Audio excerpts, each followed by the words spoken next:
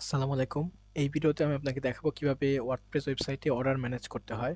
অর্থাৎ একটা WordPress website আপনি করছেন, সেটাতে আপনি কিভাবে অর্ডার ম্যানেজ করবেন, কিভাবে কি করতে হয়, সেই বিষয়টা আপনাকে আজকে ভিডিওতে দেখাবো।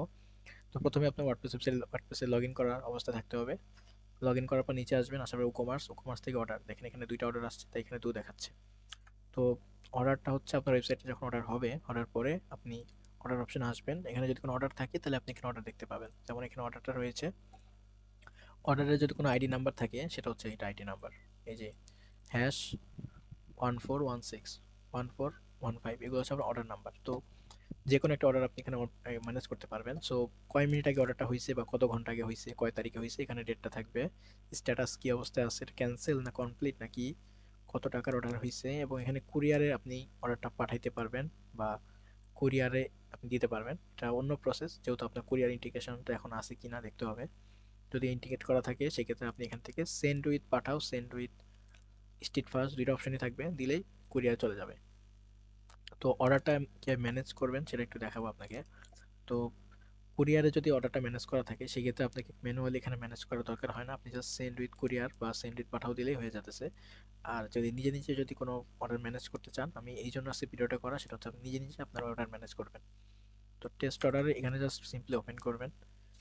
অর্ডারটা ওপেন করলে এখান থেকে দেখবেন যে আপনার অর্ডারের সব ইনফরমেশন থাকবে। সাপোজ এখানে কাস্টমারের নামটা থাকবে, ইমেলটা থাকবে, ফোন নাম্বার থাকবে, এবং কাস্টমারের যে ঠিকানা আছে ঠিকানাটা থাকবে এখানে।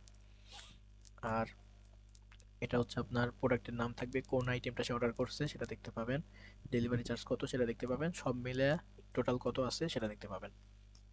তো এটা যদি কাস্টমার যদি রিফান্ডেবল হয়, তাহলে সেখানে রিফান্ড দিতে পারেন। আর যদি রিফান্ডেবল না হয়, সেক্ষেত্রে রিফান্ডের কোনো দরকার হবে না।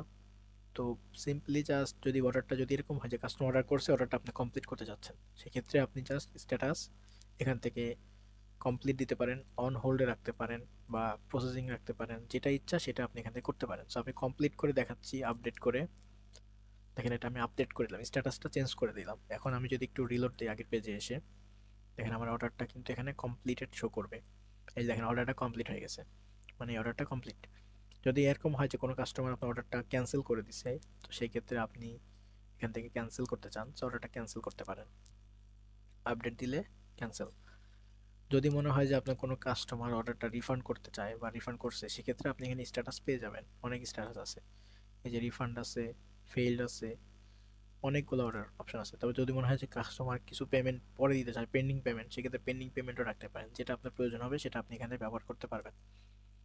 তারপরে আহ, আপনার এই ওয়েবসাইট এবং ল্যান্ডিং পেজগুলোর যে অর্ডারগুলো হবে, সবগুলো কিন্তু এই জায়গাতেই আসবে, এই ড্যাশবোর্ডে এইখানেই পাবেন সব কিছু। তো এটা হচ্ছে আপনার ওয়েবসাইটের অর্ডার, আমি ওয়েবসাইট থেকে একটা অর্ডার করছিলাম সেটা। আরেকটা অর্ডার করছি আমি হচ্ছে আপনার ল্যান্ডিং পেজ থেকে। তো ওই যে এখানে যেটা দেখতেছেন, এই 5090 টাকা, এটা হচ্ছে আপনার ল্যান্ডিং পেজে অর্ডার ছিল। আর আরেকটা অর্ডার হচ্ছে, এটা হচ্ছে আমি আপনার ওয়েবসাইট থেকে করা হয়েছে। তো ওয়েবসাইট অর্ডারটা একটু ম্যানেজ করে দেখাই। তো সবগুলো অর্ডার কিন্তু এখানেই যুক্ত হবে।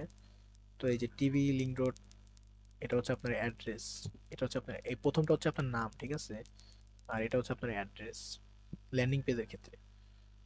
আর এখানে যদি কোনো নোট লিখে নোট আসবে, ফোন নাম্বার থাকলে ফোন নাম্বারটা এখানে আসবে, এরকম আর কি। প্রথমটা হচ্ছে নেম কাস্টমারের, দ্বিতীয়টা কাস্টমারের ঠিকানা অ্যাড্রেস, এটা হচ্ছে আপনার ফোন নাম্বার, আর এখানে নোট থাকলে নোট। এইটা গেল, এটা বুঝেন। আর ওয়েবসাইটে অর্ডার ক্ষেত্রে কি হচ্ছে দেখেন, ওয়েবসাইটে অর্ডারের ক্ষেত্রে প্রথমটা হচ্ছে নেম, ঠিক আছে, এখানে হচ্ছে আপনার নেম।